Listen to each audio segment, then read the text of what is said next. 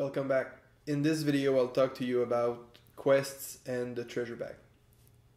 The first thing you're gonna have to do when you play story mode or if you are free questing is to build your chapter quest deck. To do so, grab all the chapter quests that have that are independent, so they only have a C in the upper right corner, and grab those with the starting chain icon, which basically tells you, if you have a look at Rescue My Daughter, you'll see it's one of those. So if the first link is yellow, this is the beginning of a new chain. So keep those in the deck, but remove any cards that have the second link yellow, because those are the continuation of the chain, so you can't do them right away. One of the reward you'll get from chain quest is to add the following link in the chain. As you can see on Rescue My Daughter, if you look at the rewards section, so that's the yellow section here,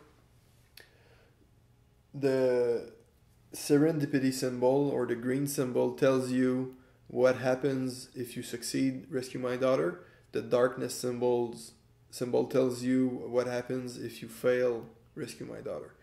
So if we have a look at the success part first, each hero would receive 1 vitality potion. Then you would remove 2 white tokens from the treasure bag. We'll get back to that later. And then add either Lucy's doll or Connor's toy quest chain to the chapter quest deck. So that's how you'll introduce the chain quest later on, once you've completed the first part of the chain quest. If we have a look at the darkness symbol, it tells you what happens if you fail the quest. So you would still remove 2 white tokens from the bag, but then you would add a Father's Grief quest chain.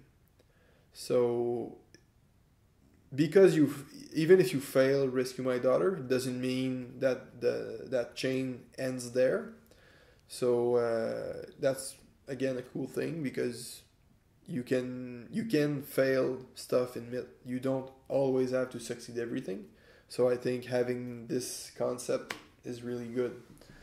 Some of the chapter quests will tell you that they happen on a specific tile size.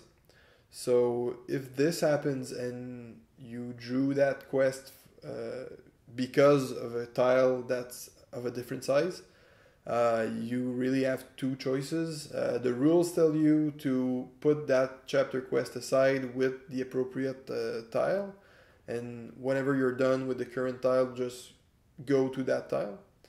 Or you could simply change the tile you wanted to go on, or draw a different chapter quest if you want to. So it doesn't really matter.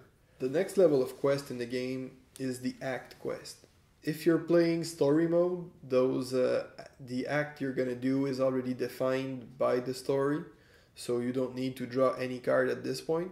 Just follow the setup instruction of the specific act you're doing right now. If you're free questing, you need to build the act quest before you start playing. If you choose to play an act quest, because you don't have to draw an act quest.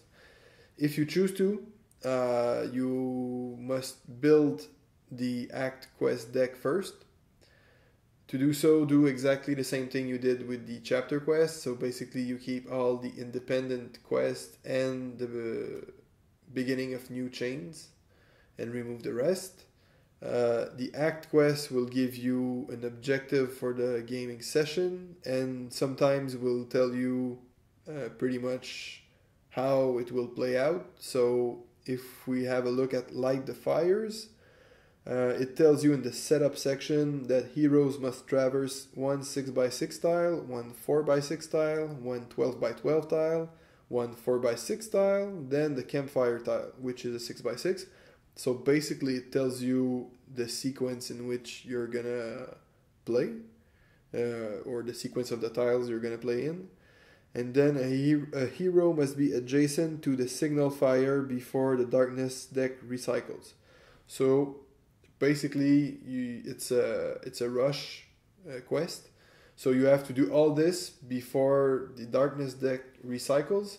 I guess we'll talk a little bit about the darkness deck later, but basically there's a deck of cards. It's 10 cards that manage the darkness.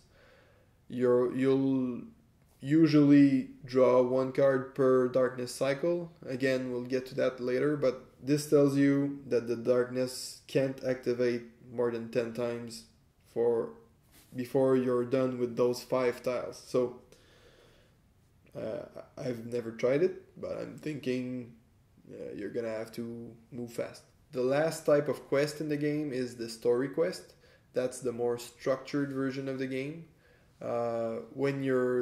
If you succeed at the story quest, you'll get to choose between 2 rewards. So either you're gonna get to change one of the hero cards from your deck for a better one, or you'll get a title. The title is specified by the story quest, so you know which one you're gonna get if you choose to do so. And the title grants you a bonus depending on what the title actually is. I can remember one of them is helps you against bosses, so that's always nice. Also, in the game, in between stories, you'll lose pretty much everything you gained in the story, which is your gear, the gold, serendipity. You'll lose pretty much everything and start from, not completely from scratch, because some of the things are persistent. The treasure bag is one of them, so we'll get to that soon. But if you gain a title, you get to keep one item. So it's the only way so far to keep better gear from story to story. If you succeed at quests, you will gain rewards. One of the reward is the ability to upgrade your treasure bag. We've seen it with Rescue My Daughter already. In that quest, if we succeeded, we got to remove 2 white tokens from the bag. So basically, you get a better treasure bag, and the treasure bag is one of the things that you get to keep between story or game sessions. So having a better treasure bag is a good thing, because you'll be able to upgrade your gear quite a lot faster the next time you play.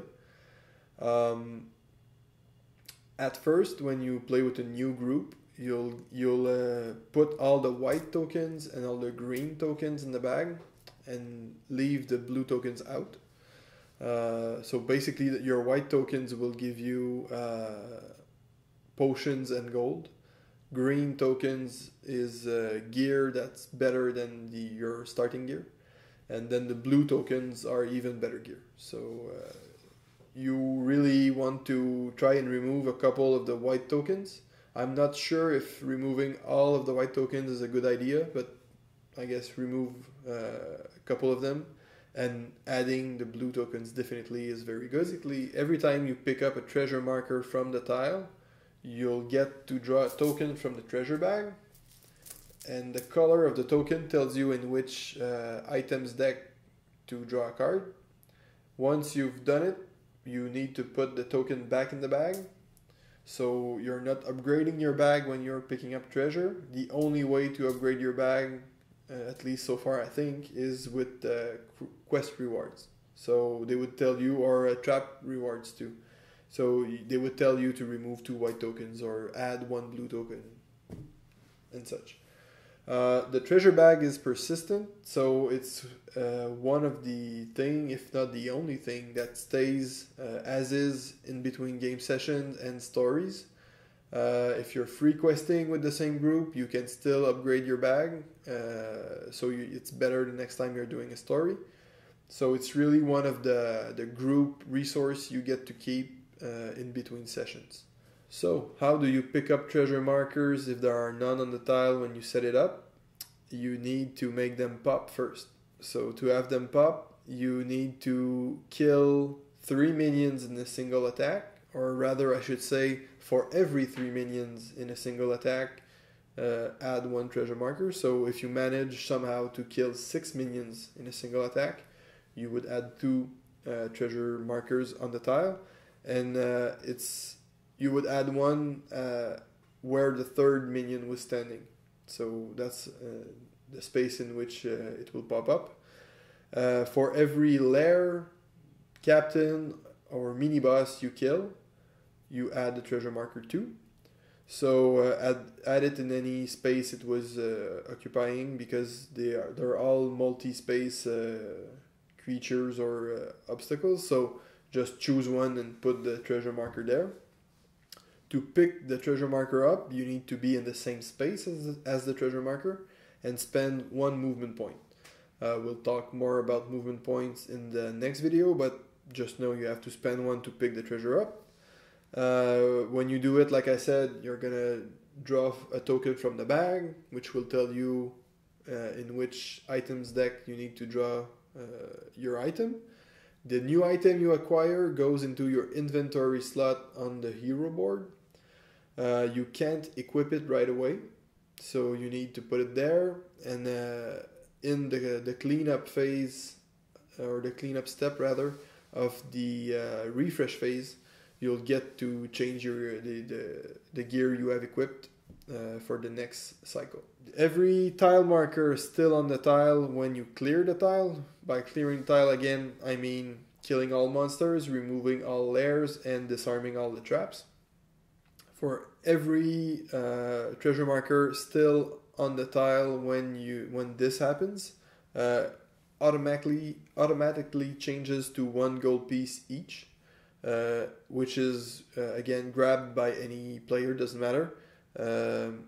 So you don't spend turns running around the tile and picking up treasure. So if you want to upgrade your gear, you really need to do it while fighting. This adds quite a bit of a challenge to some of the tiles, because sometimes you would rather move than pick up treasure, but again, it's very important to upgrade your gear. So it's one more thing you have to consider in your turn. And again, gold is a team resource, so whoever gets the gold, or whoever picks up gold with white tokens, the money is available to everyone later down the road. So I think that's all I had to say about quests and the treasure bag. So we'll see you next time in the gameplay videos.